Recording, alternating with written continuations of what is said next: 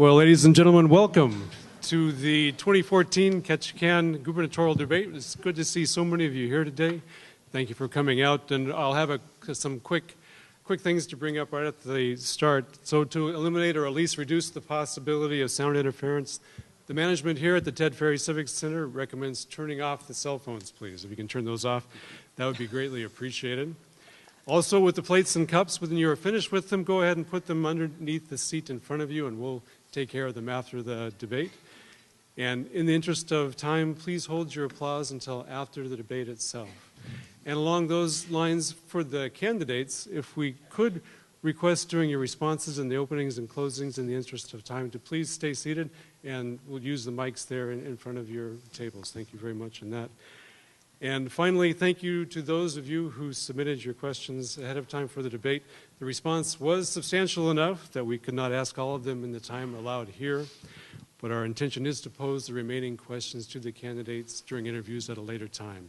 But again, thank you very much for sending those questions in. And as you see, we do have three gubernatorial candidates here with us today. First, we'd like to introduce our current governor, Governor Sean Parnell.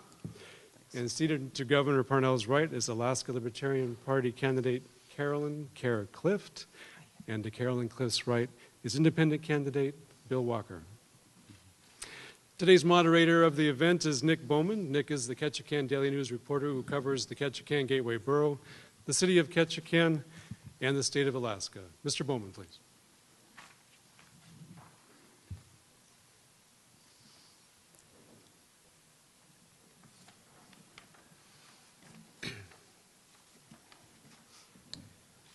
Okay, so the debate rules. This will be a 70-minute debate. Each candidate will be given the same opportunity to speak. The moderator will direct who is to speak and when. He has the final say. The opening statement will begin with Governor Sean Parnell. The first question will be directed to Carolyn Clift. After she responds, the order will be Bill Walker and Governor Parnell. After the first question, who starts will be rotated amongst the three candidates. The closing statements will begin with Bill Walker, followed by Ms. Clift and Governor Parnell in that order. Opening statements will be 2.5 minutes each. Answers to the questions will be given 2 minutes each. Closing statements will be 3 minutes each. The timers in the front row will display the appropriate flags. Yellow reminds you that you have only 30 seconds remaining to answer the question, and red means that your time is fully elapsed. Speaking after the red flag is displayed will result in reduction of time for closing arguments for the one who exceeds his or her time. Again, please hold your applause until the debate's conclusion. So we will begin with opening statements. Governor Parnell. Thank you, and Ketchikan, it's great to be back, and Saxman, it's great to be back with you today. A week and a half ago, I was here to make that announcement about the two ferries being built in Alaska, but built in Ketchikan. And that was exciting news. That's the kind of economic opportunity that with strong leadership, visionary leadership in a company too, and a strong community we can accomplish together, not just here in Ketchikan, but across the state. And as your governor, I have steadily worked to grow opportunity for Alaskans, not just here, but throughout Southeast and throughout Alaska. Here in Ketchikan, I fought for you, for your local jobs and your local businesses, fought for the shipyard, Alaska ferries built by Alaskans in Alaska. I nailed down the Marine Highway System headquarters here in Ketchikan and just loved it when I flew in today and I saw 5 ferries sitting out there, plus the IFA ferry out there. All the ferries are going to be here today except for one, I'm told. Together, we brought the cruise ships back, fueling Alaska's and Ketchikan's small businesses. I supported funding for hydropower, the fire hall, the library, the new fitness center, funding for the Water Street, the truss bridges there, that project. Because I know that infrastructure is key to quality of life and economic development. I protected the jobs associated with our timber industry and supported responsible resource development in the timber industry all throughout Southeast, including here. Supported the fishing industry with state investment in management, marketing, and infrastructure. You all know where I stand. And for all Alaskans, I am the candidate who's optimistic about our future. I see that we've got a bright future ahead of us, and I see it because Alaskans know how to grasp opportunity in front of us. I'm running for re-election because the job of clearing paths of opportunity for us and for our children is not done. That path of opportunity needs to be wider and deeper for us and for future generations. We will drive more economic opportunity and more economic development to Southern Southeast. We're going to create even more opportunities for our young people. And I started with those Alaska Performance Scholarships that over 3,000 Alaska young people have earned. I'll continue the fight against domestic violence and sexual assault. And we're going to get a gas line and blow out career technical education opportunities, just make those even more possible for our young people. My policies are thoughtful, consistent, stable, and certain, always for Alaskans, always with our future in mind. And I'm asking for your vote in November. Thank you. Ms. Clift. So, do I push this? No, the mic should be on. Oh, okay. All right. Well, first of all, I want to say thank you for inviting me. I've really enjoyed my stay here in Ketchikan. I stayed at the Gilmore Hotel last night and ate at Annabelle's, and it was awesome. And everybody has been just wonderful. And I've never been here before, and I really have enjoyed it. I am the Libertarian candidate for governor. The Libertarian Party was founded in 1971 as a protest to the two-party system. They felt that there was really no difference in the two major parties and wanted a party based on the principles on which this country was founded. Recent events here in Alaska bear out that there really is no difference between the Republican and the Democratic Party. Today, you, the voters of Alaska, need to make a choice between the big government candidates and the candidate who represents individual liberty. You need to make a choice between a woman who will fight for your individual freedom and minimize government, or you may choose career politicians who will do or say anything to get elected. Alaska has a libertarian history. Back in the mid-70s to early 80s, we had libertarians in the state legislature. As a result of their efforts, Alaskans today enjoy a permanent fund dividend and no state income tax. That is why we need a libertarian governor today. I'll be able to trim and slash state budgets until we get down to the bare bones government that we can afford. With oil revenues dwindling, only a libertarian governor can keep us from going back to the state income tax. We need to keep revenue flowing into the permanent fund for investment so that our permanent fund dividends will continue. Alaska was founded on the pioneer spirit of rugged individualism, and Alaskans want to be able to take care of themselves and their own families instead of relying on big government to supply their needs. So I am the best choice for governor today. And I believe a good leader shows by example that she has high principles.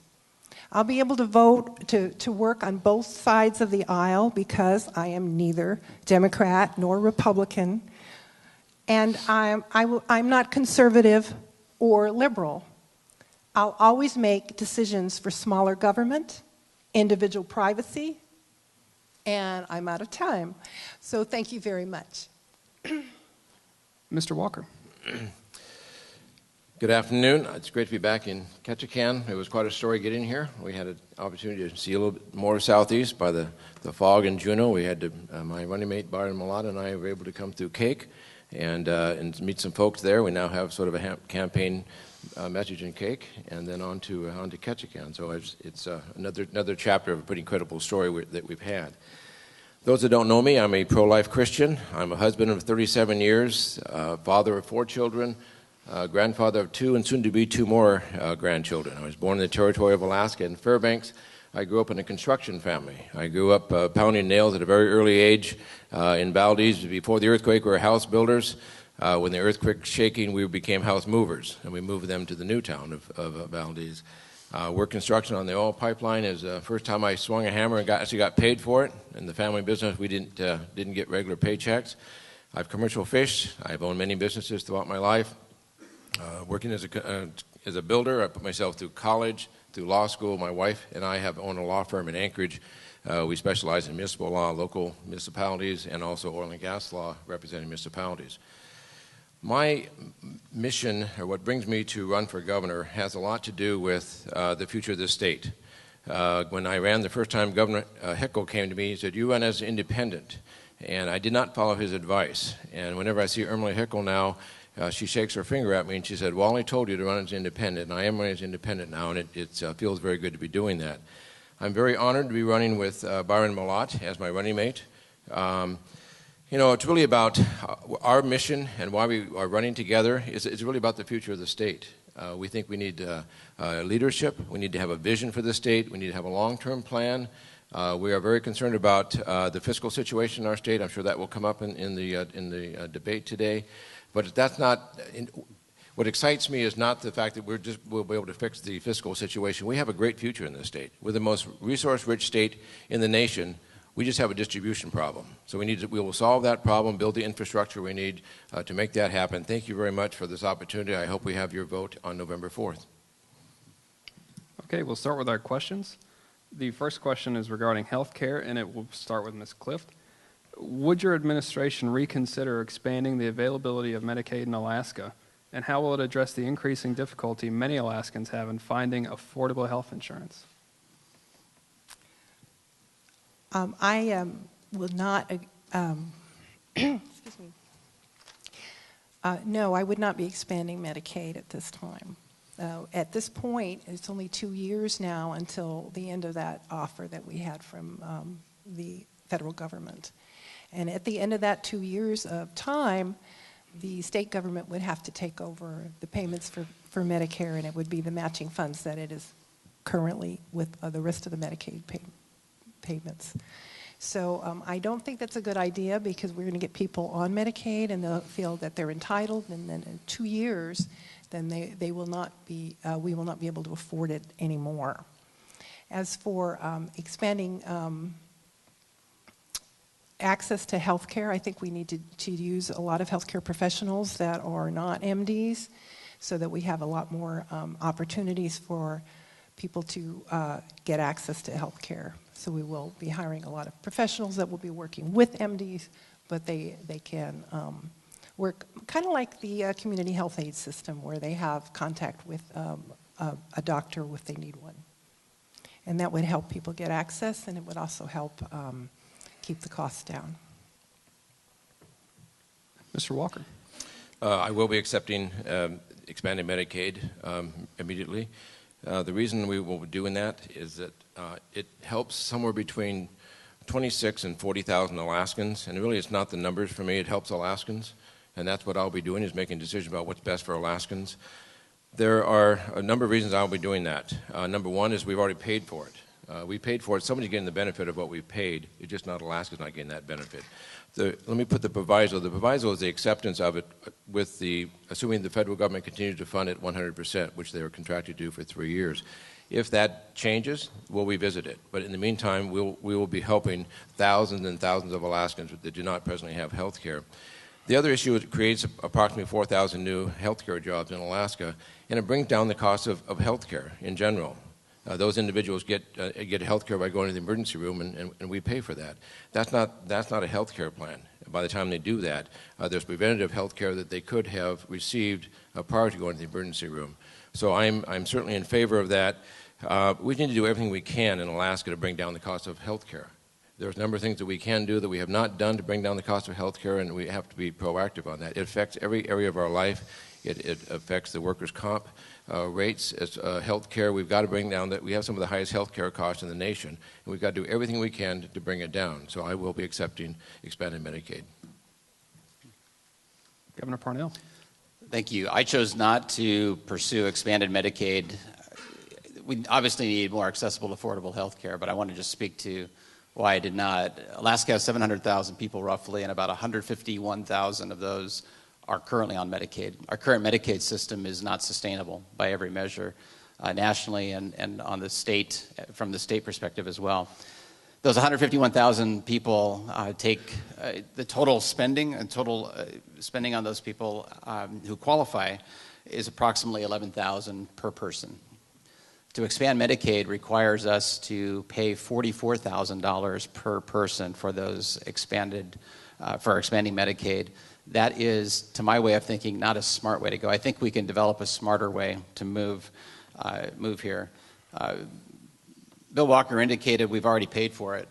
We have not. Our nation has a $17 trillion debt. We will be borrowing money to pay for expanded Medicaid. Our kids and grandkids will have to pay that debt if we take the billions from the federal government today. I think there's a smarter way where we can provide accessible, affordable health care. I tasked a Medicaid review advisory group to work this year to come up with a way. Mr. Walker also indicated that it would add 4,000 jobs. Also false. That was from a report that made some bad assumptions, and the assumption was that there are 43,000 people who don't qualify for Medicaid. There are actually 10 to 12,000. It also made the assumption that those people do not have access to primary health care, which they do through the community health centers and the public health centers and the tribal network that we all pay for with our tax dollars. I think there's a smarter, more efficient way to get access for those at the poverty level or below. I'll continue working with the Medicaid Review Group to do that. Thank you. Our next question will start with Mr. Walker. It regards the Alaska Marine Highway System. The state of Alaska is building 2 day ferries and is designing a replacement for the aging ferry that serves southwest Alaska. How will your administration address the half-century-old mainline ferries and maintain the vital service between southeast Alaska, Washington State, and British Columbia? I had the pleasure of riding on some of the initial inaugural voyages on the ferry. I'm from 30 years in Valdez. I remember that well. That was very, very exciting. I seem to be getting older, and the ferries are getting a bit older, and it's time to replace those. And I applaud that what has happened recently here on that announcement. I applaud the bipartisan coalition in the legislature that created the funding vehicle for that. We have to replace those. And my first choice by far is the replacement is done here in Ketchikan at the local shipyard. I mean, anything we can do. I brag regularly about what goes on in Ketchikan because you actually make a product. And I love when I go to the shipyard and I meet a young lady and I ask her where she's from, and she says, a welder, she says, I was born here in Ketchikan. The next young person I meet, he was born here in Ketchikan. I love that. That's a rarity in our state. So you are the shining examples of what we need to be doing more of. So we need to replace the ferries. Obviously, we need to have a funding vehicle to do that. We need to make sure that there are ferries that can be used year-round and be able to withstand the weather that we have in Alaska, because they go out as far as, obviously, out as far as Dutch Harbor. So our business in Valdez was totally dependent upon a ferry showing up on schedule. And I think that's critical. That it's a mainstay of our economy in this state, not just in Southeast, in South Central and Western Alaska as well. So I'm fully supportive of the Alaska Marine Highway System. Governor Parnell. The Alaska Marine Highway System is Southeast highways. I mean, it connects us as communities. I can say that now as a Juneau resident. It connects us as a people. It connects us as businesses. It enables our livelihoods. I'm fully committed to ensuring the sustainability and the perpetuation of the Alaska Marine Highway System. I'm also cognizant that it takes strong leadership in communities, in companies like Vigor Alaska today, Alaska Ship and Dry Dock yesterday, and a leader who recognizes the opportunity that's here to build Alaska ferries here. I have a responsibility as governor to make sure that the money the legislature gives me, appropriates for me to negotiate a ferry, gets spent wisely. Vigor Alaska said they could get us 2 ferries built in Ketchikan for that total of $120 million that was appropriated, that I actually proposed in my budget to fund those 2 ferries.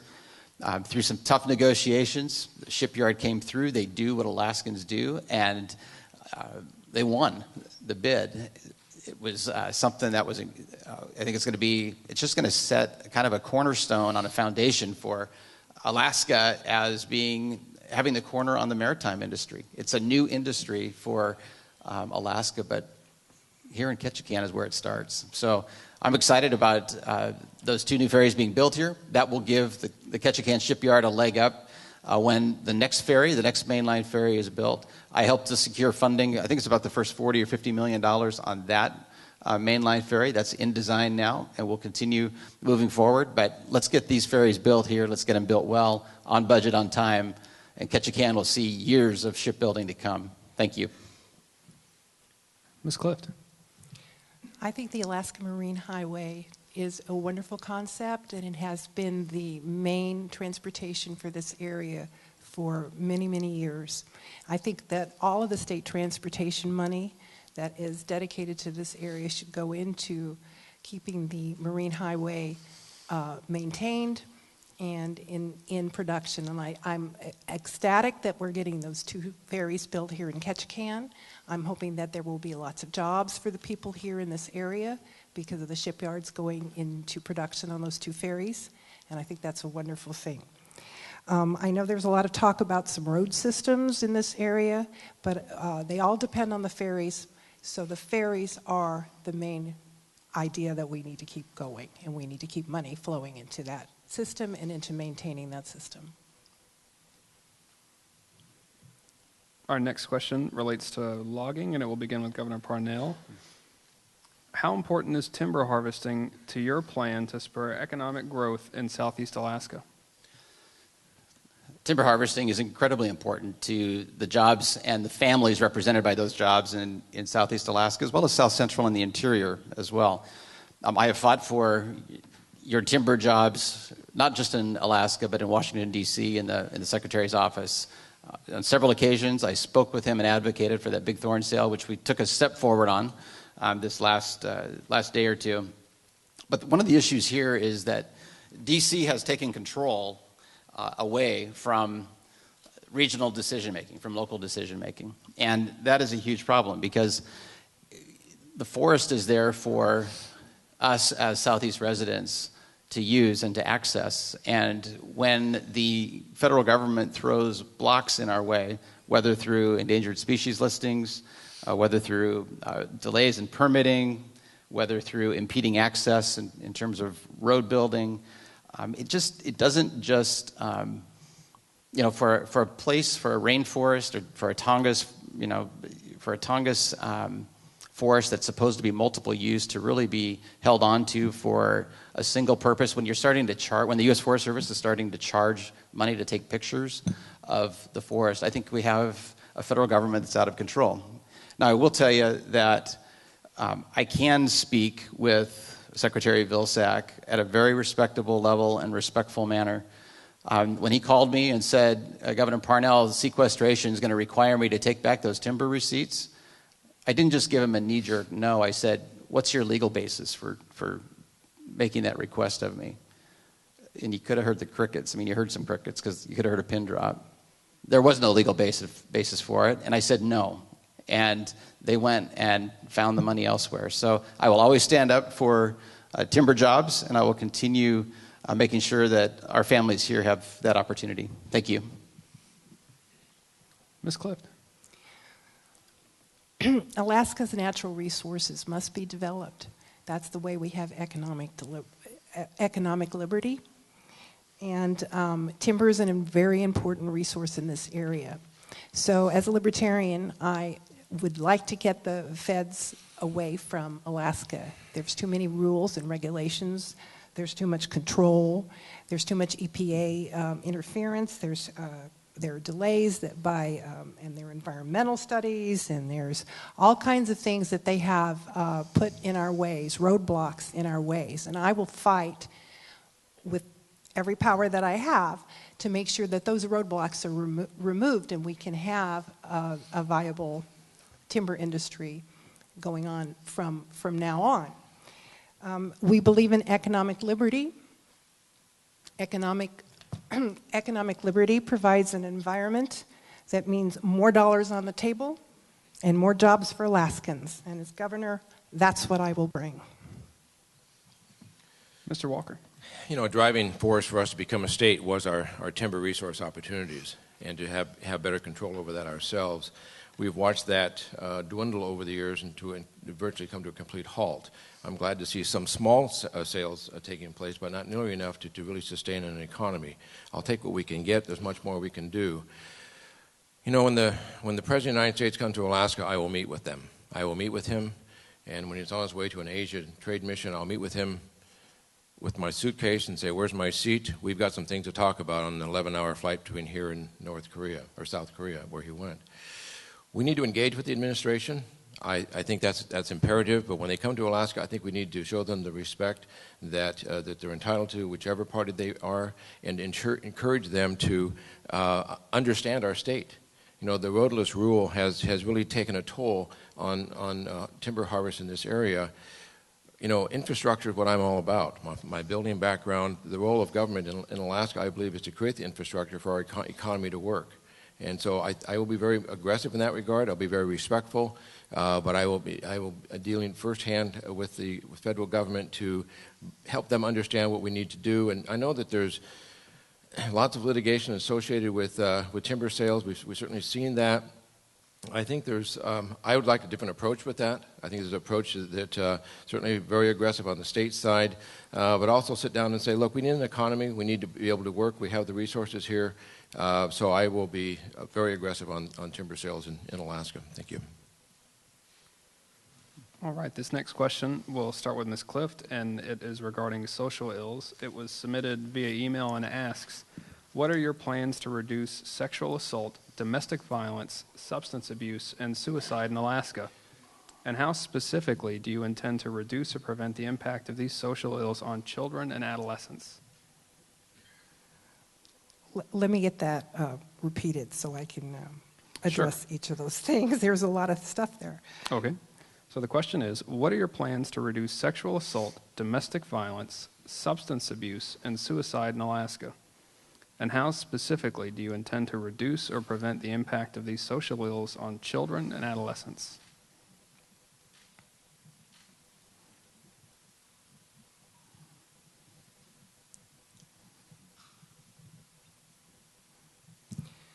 Well, first of all, I have studied this quite a bit, and I would like to say that it all starts with education.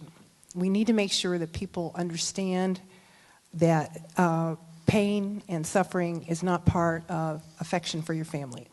And I think that this is something that is ingrained in certain cultures, that there is some kind of pain involved with being in love with somebody else. And I think that this is it's got to be educated. People have to be educated about the fact that when you love somebody, you don't hurt them. And I think this is a terrible thing in that there's a lot of people that are dependent on these relationships, and they think that they have to put up with a lot of abuse in their home to maintain that relationship. So that's the first thing that I would do about domestic assault, is I would make education available. I would also make support groups available in each of the villages and in all of the towns, where we can find out, where there'll be somebody to call if you are in a situation where you need to get out of that situation. You need to have somebody to call, a friend to go to. You need all of that. Substance abuse, again, it's a problem with education. It's a problem with people taking personal responsibility for their own lives. A lot of our villages are dry villages, and but that doesn't keep people from using drugs or alcohol just because the village is dry or because it's illegal.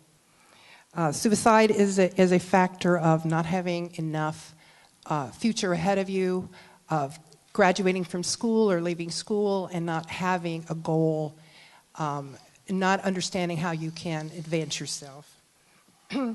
And I think, again, it all starts with the children and the adolescents, and we need to protect them. Thank you. Mr. Walker. Alaska, unfortunately, has the highest rate in all those of any place in the nation. We've had that for many, many years. I want to see what happens in the states that have the lowest rate. Which state is that? What do they do differently that we don't do? You know, I will choose action, and the action will consist of the following. Aaron's Law. Aaron's Law is a law that's been passed by 19 states. Aaron's Law says that it provides for education of our young people about domestic violence, sexual assault at an age-appropriate level. And it's the best way to for our children to defend themselves is with education. That's the greatest defense we can have. As far as what to do, what's inappropriate, who to call, I think that's absolutely critical. You know, I will also, when someone comes to my office as governor and to tell me about sexual assault going on in the National Guard, I will do an investigation immediately. I will not wait 4 years.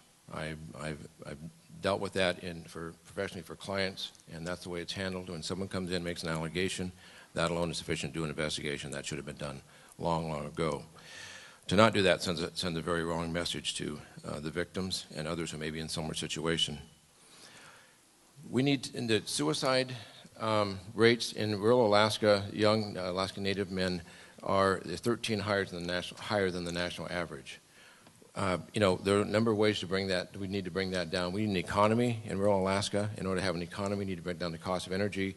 We need to allow them to have a path forward out of the situation they may find themselves in, and we can only do that with career training and lower cost energy.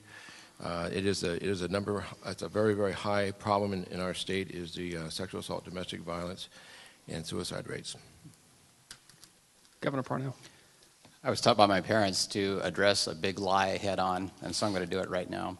What Bill Walker just said, that I did nothing in the face of sexual assault victims coming to my office or me learning about them, is an absolute falsehood. I went to my leadership in the National Guard and investigated in 2010.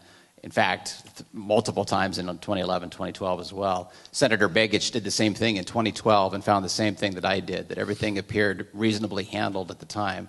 Senator Murkowski found the same thing in 2013 when she had a separate federal agency take a look at these charges. It wasn't until I had specific facts about how our command structure was failing these victims in February that I called in the Office of Complex Investigations to do that deep dive.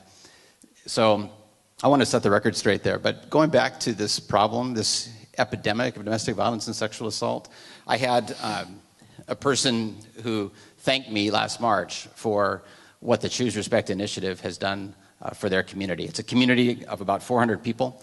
5 years ago, the woman said she came into the community as a new teacher, and she was told that 100% of the girls in her high school would be sexually assaulted in high school. And she was flabbergasted and floored. But she said that has all changed today. And she said it started with the Choose Respect initiative. It started because people in the community were raised up and became mentors for the young people in that high school. And I said, how can you know that nobody in that high school has been or will be sexually assaulted? And she said, because today, every one of them has a healthy relationship with an adult, and they would speak to it. So the Choose Respect initiative has been about prevention, those Choose Respect rallies in 170 communities. It's been about intervention, getting more VPSOs and troopers into communities that didn't have any. And it's been about supporting our shelters and the counseling services there. So thank you. All right, this next question will start with Mr. Walker and deals with coastal zone management. The state of Alaska currently does not have a coastal zone management program. In your view, do coastal communities have adequate opportunities to participate in development decisions that affect them? And would your administration support any changes to the status quo? I come from local government. That's my background, Valdez, and as well as my professional work representing municipalities. I believe in local input. I believe that one of the reasons that causes myself and Byron Malott to seek this office is that we're concerned about the lack of, over the years, we're pulling more and more control, opportunity for not control, but input from local government. Coastal zone management provided that. I'm not aware of projects that coastal zone management process stopped, but it provided input early on, and that's very important from the local level. If something's going to be done in your area, there should be input early on, not after a decision is made, and then you have 3 minutes to testify and give your input. The problem when you take away local control, local input, is then the only tools available is for them to seek some legal redress, and that's what you don't want. So you want them to be able to have an opportunity to provide input, be at the table early on. I was from Valdez. There's an organization created after the oil spill, the Prince William Sound Regional Citizens Advisory Council, funded by the industry, and they work collaboratively on joint projects. There's really no issue, and because of that, we end up with a safer shipping lanes and shipping traffic out of Prince William Sound in the Gulf of Alaska. So I'm a big believer in having local input as early on in the process as possible. And that, I think, actually is a more expeditious way rather than to take it away. House Bill 77 was another example of, again, removing some input opportunity for local government. So I'm very, very supportive of local government having input early on in the process, not on a veto basis, but provide input early on. Governor Parnell. The people have spoken, and the people spoke in the form of turning down the reestablishment of the coastal zone management in the initiative process. So we will not be returning to the coastal zone management program. But I can tell you that local government, local people have input and have a seat at the table on every environmental permitting decision through a robust permitting process. And I'd have to ask the question, kind of the opposite of what Mr. Walker just did, and say, name one project that has moved forward today to permitting that shouldn't have and wouldn't have if the coastal zone management process had been in place. Nobody's been able to name one. And the reason is because there are multiple opportunities for Alaskans to have that input and to bring their own science forward for the decision makers to consider, and you have decision makers who get held accountable for their actions. So at this point, the people have spoken, and I'm sticking with that vote. Thank you. Ms. Clift. Excuse me. Yes, coastal zone management was rejected, and I think that the local input is the most important input for all of this. So I agree with, actually both of you said the same thing, that local input was more important. And I believe that all of our natural resources need to be developed in the most environmentally safe way, and I think the stewards of that are the people that are closest to the environment, the people that are actually doing the jobs. And they will protect the environment, and they will protect the coast in their areas. So that's my position on that. I don't have a lot of background in this, but I do believe that the local input is the most important piece in this. This next question will start with Governor Parnell, and it regards the education lawsuit filed by the Ketchikan Gateway Borough. The Ketchikan Gateway Borough has sued the state of Alaska, claiming that Alaska's constitution requires the state to fully fund local public schools. Do you agree or disagree with the lawsuit? Do I agree or disagree with the lawsuit? I agree that the state of Alaska has a constitutional obligation to fund a public school system in Alaska, and we do that through the legislative process. And so as this state's governor, I've been proud to support funding for Ketchikan schools, Prince of Wales Island schools, the entire state of Alaska. I'll continue to do so. In fact, this year I set forward the Alaska Education Opportunity Act, and that act created more opportunities for choice within the public school system and created more funding. I've had this kind of weight resting on my shoulders saying, Parnell's not increasing funding for education. Well, we've increased funding for K-12 education from $1 billion to $1.3 billion over my tenure. I think $300 million, a $300 million increase is a lot of money. And I think it's up to us as your representatives of the public purse to hold districts accountable for performance in this classroom for our kids. I think our kids deserve the best education they can get. So I will continue working to tie new funding to new opportunities for our kids to advance. For example, that's why I champion the Alaska Performance Scholarship. Over 3,000 kids now have earned the right to those scholarships by taking more courses than are required to graduate from high school, and it has set them up for their tuition payments to the University of Alaska system and to job training programs around the state. We're going to make it to that 90% graduation rate and 90% proficiency. We've been growing that graduation rate, but it's going to take more than new funding. It's going to take new funding and new opportunities. Thank you. Ms. Clift. Yes, the Alaska Constitution says very clearly that K-12 education will be fully funded. So when I am governor, that will be the one area of the budget that will not be cut. It will be fully funded. And one of the problems that I have seen in reviewing what's going on is that the revenue sharing that is also in the Constitution and by state statute has not been going on as it should be. There should be revenue sharing between the state and the municipalities and the and the boroughs, and we're not getting the full revenue sharing that is is required. There are certain things in the Constitution where they say that certain entities are exempt from property tax, for instance, and there's also state statutes that say that, for instance, seniors are exempt for the first $150,000 of their property, and the state should be reimbursing for those property tax exemptions, and that's not going on. Mr. Walker. I have had the opportunity to review that piece of litigation. I actually saw it before it was filed. I'm part of the Alaska Municipal League, Alaska Municipal Attorneys Association, and when that was presented by your borough attorney, there was a tremendous amount of support in that organization for that. A tremendous amount of empathy and acknowledgement that something had to be done. You know, it's a bold move for the Ketchikan Gateway Borough to do what you did. I've been involved in a few bold moves myself, and I know that it can be kind of lonely out there when you take that first step.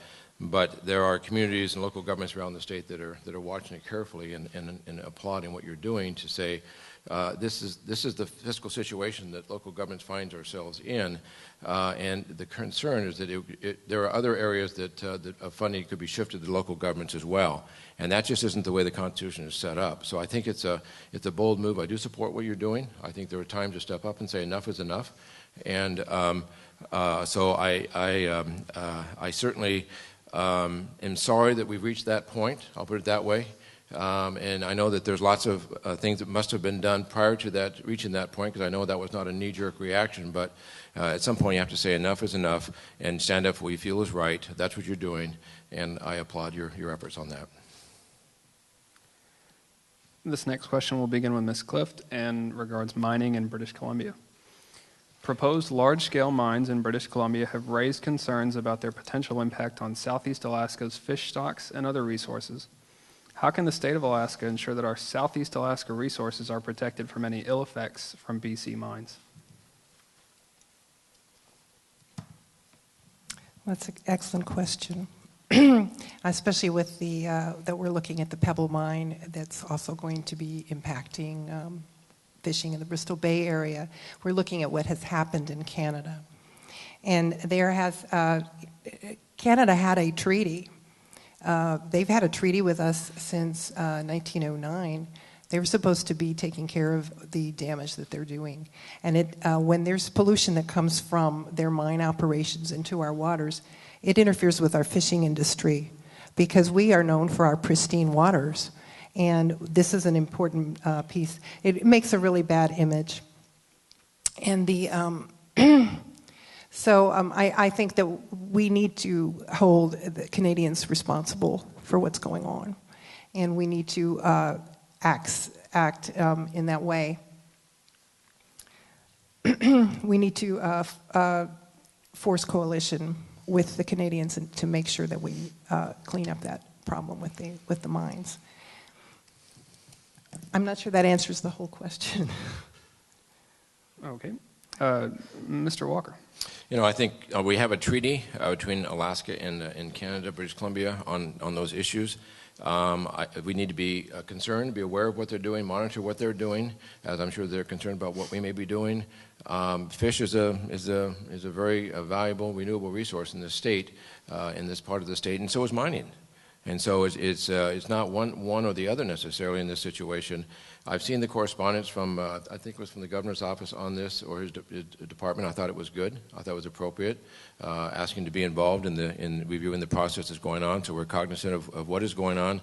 You know, we need to, we just need to be very aware of what they're doing to see if it's going to impact our fish. We need to be aggressive in that regard.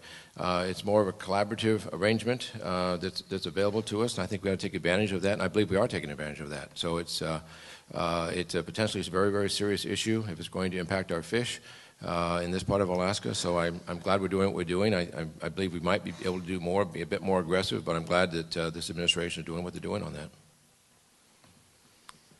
Governor Parnell. Thank you, Bill. Appreciate it. Because I do.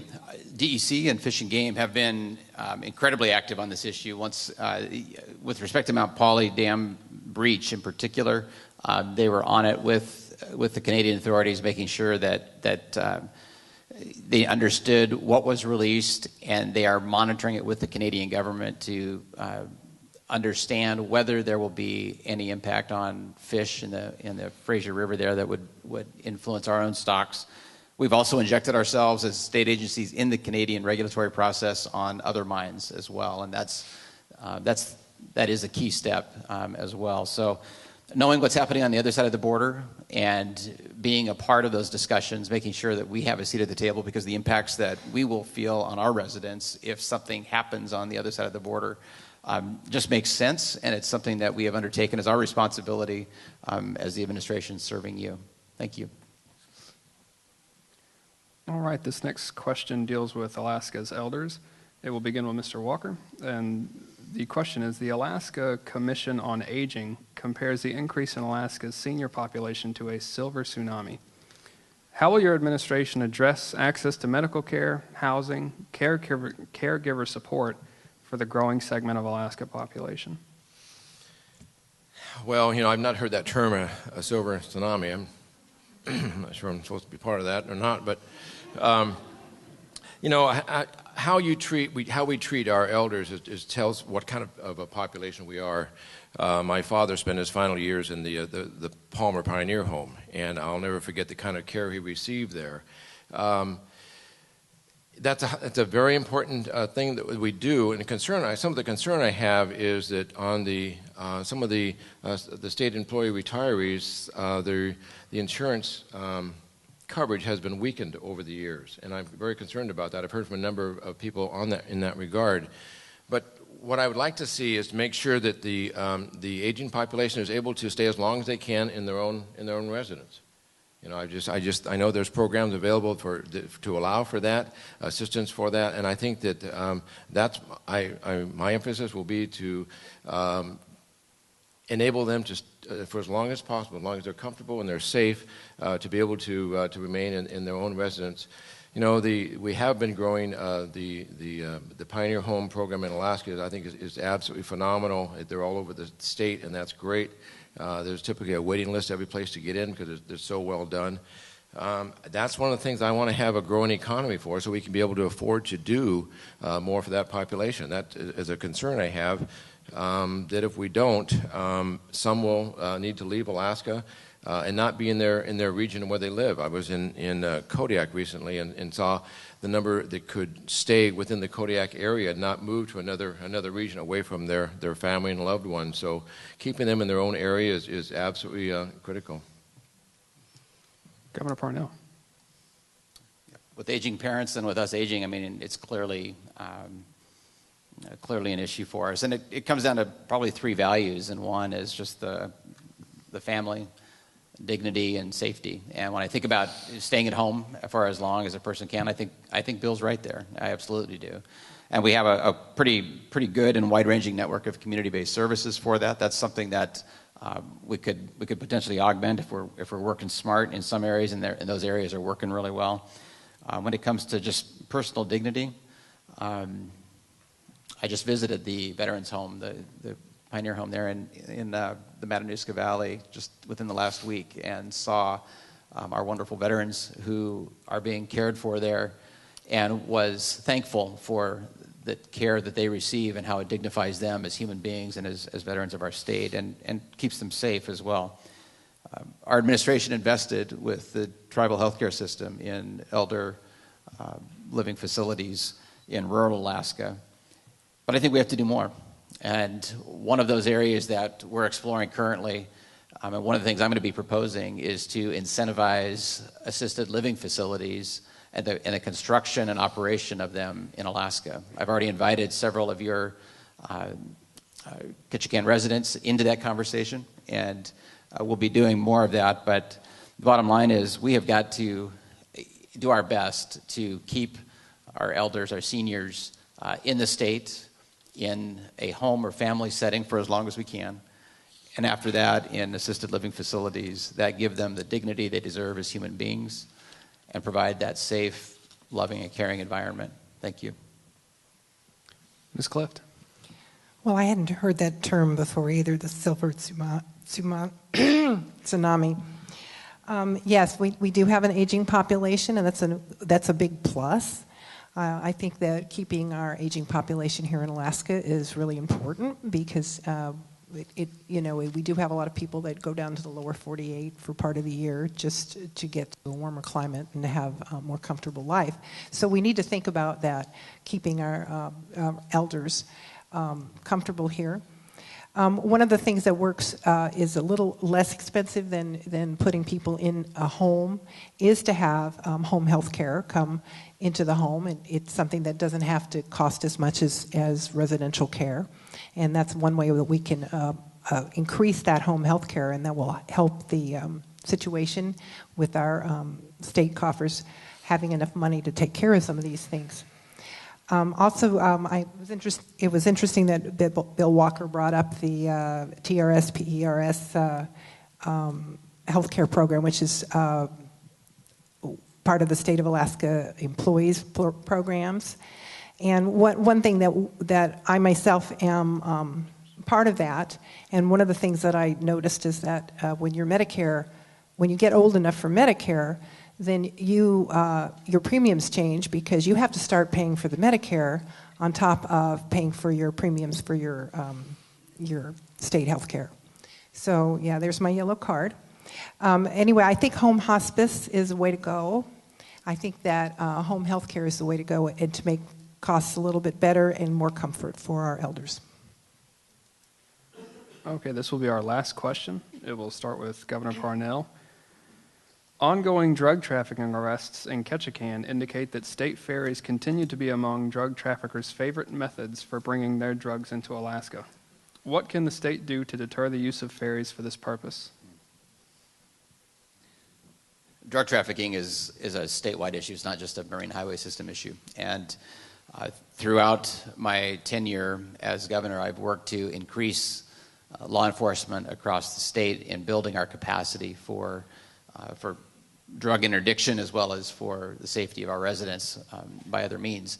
When it comes to specifically to the ferry system, I first became aware of this issue, I want to say within just fairly recently in the spring when somebody raised it to me here. And I went to the Commissioner of Public Safety and asked what could be done. And we can certainly work with communities to meet ferries and figure a way that the state troopers, for example, could use dogs to go find drugs before they get on board. That's one way. And of course, it costs money. And I'm willing to work with communities to do that if you want to put public safety dollars to that effort, if you think that would be a huge help in southern southeast. So thank you. Ms. Clift. Well, that's interesting because I just found out that Ketchikan has a big problem with drugs. I found that out this morning. And now I have a key piece because of the ferries. It is important that we control the drugs coming into the village and into the towns.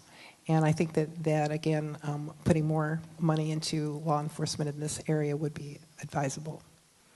We need to have a way to determine that the drugs don't even get on the ferries. And I think that we do need to look for those things when people are getting off the ferries.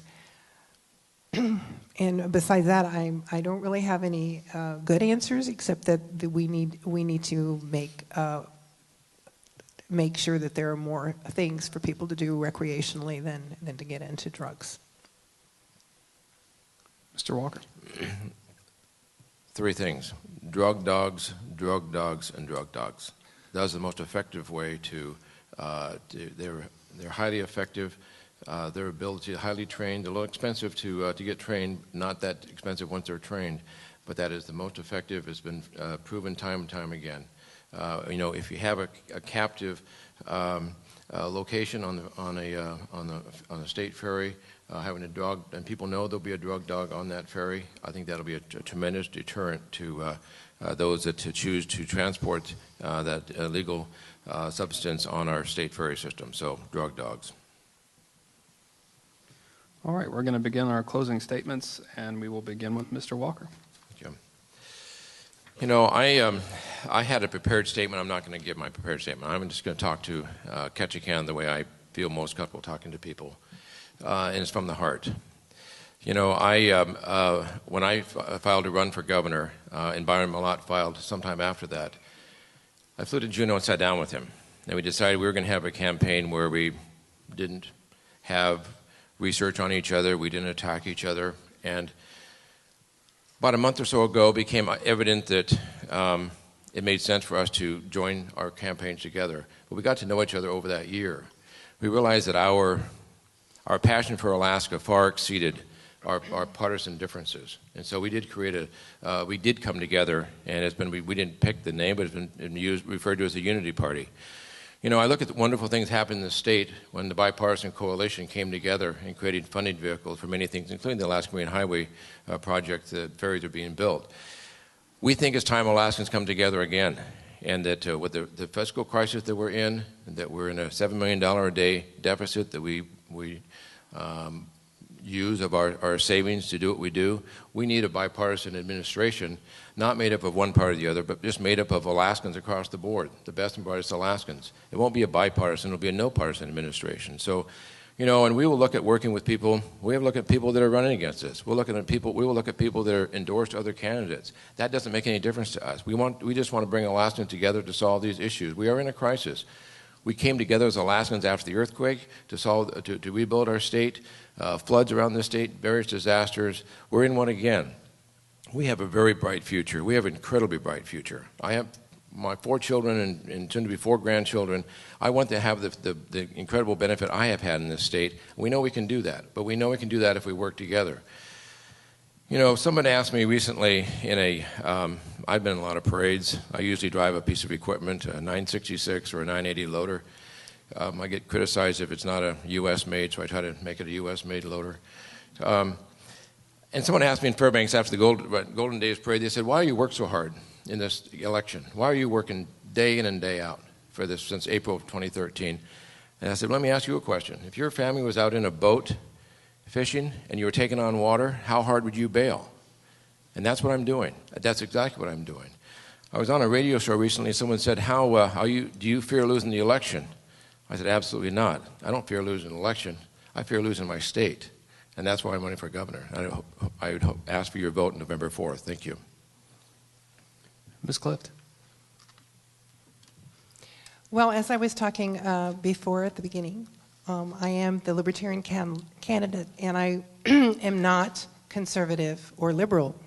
However, I am running against, actually there are 4 of us, and there are 3 other candidates, and all 3 of the other candidates are fiscally conservative, just as I am, and also socially conservative, which I am not. As a libertarian, I am fiscally responsible and socially tolerant. And we haven't talked about any of these social issues today in this debate. So I would be very willing to talk to anybody after the debate. I'll stay for about a half hour afterwards to talk to people, and I'd be glad to talk to you about those things. I am running against, I am, first of all, running against the high overspending that we are doing in the budget, just as Mr. Walker is running against that. And Mr. Parnell is fiscally conservative also, but there has been a lot of spending. So I just want you to know that I am a former school teacher, and I'm going to get out my little red pen, and I am going to use that line item veto to veto any expenses that are duplicate, wasteful, or don't serve individual rights. And individual rights are the backbone of the libertarian philosophy. And it's the main difference between Republicans and libertarians, and the main difference between libertarians and Democrats is that we are always going for the individual liberty. We don't believe in banning things, and we don't believe in preventing people from doing things that harm no one else. So I want you to understand that I will veto any legislation that interferes with individual liberty. Mr. Parnell is a big government Republican, and a lot of people view him as a representative of oil companies. Mr. Walker is a big government ex-Republican, who is he represents a lot of the unions. And they're going to tell you what you want to hear today, and I won't. The only purpose of government is to protect individual liberty, life, and property. And I want to let you know that I will protect your rights to electronic and medical privacy, marriage, family, and religious decisions, victimless crime, business and free trade, and gun rights. Sometimes they talk about the Libertarian Party and they say we're about guns and weed. That's not exactly true, but we do want to protect your rights. So again, I want to emphasize that I am very different from my opponents, and the way that I am different is in the area of social tolerance, and I've run out of time again. So thank you very much. Governor Parnell. Thank you, and thanks, Ketchikan, for taking time to just come in on a sunny day and be here and sit with us for a little over an hour.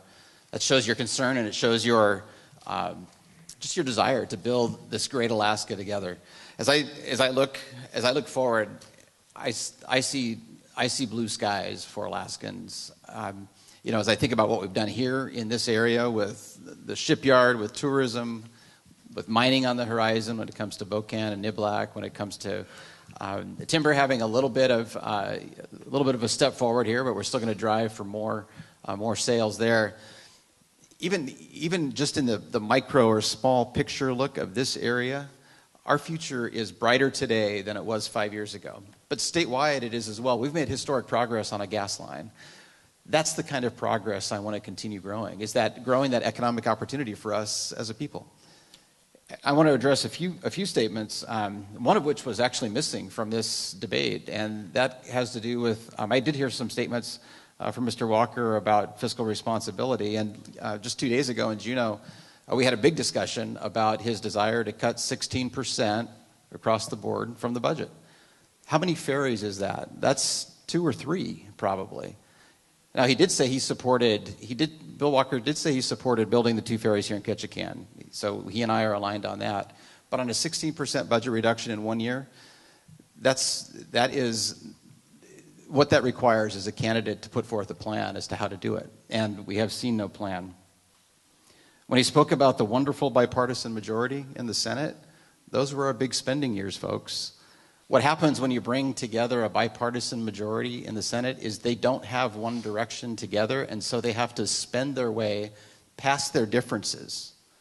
They have to kind of check the tough issues at the door because they can't agree on them, and then when they get together in the room, they have to spend their way past their differences. So we had the highest spending under the Senate bipartisan majority.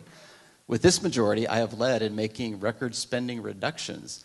We went from $8 billion from that last year of the Senate bipartisan majority, went from $8 billion to $7 billion, and now this year to $5.9 billion.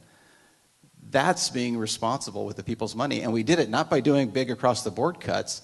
I went after the single biggest cost driver in the operating budget, that unfunded pension liability.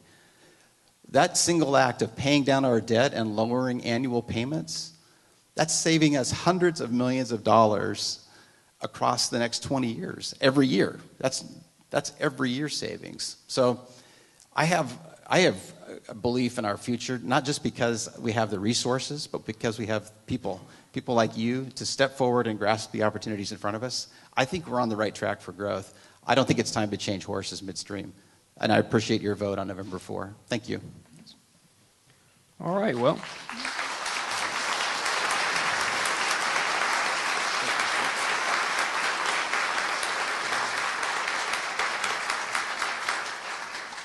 Thanks to all the candidates and all of you in the audience for coming. The room will be open for a short while for those who would like to talk with them. And have a nice day. Get out and vote. Please. Thank you.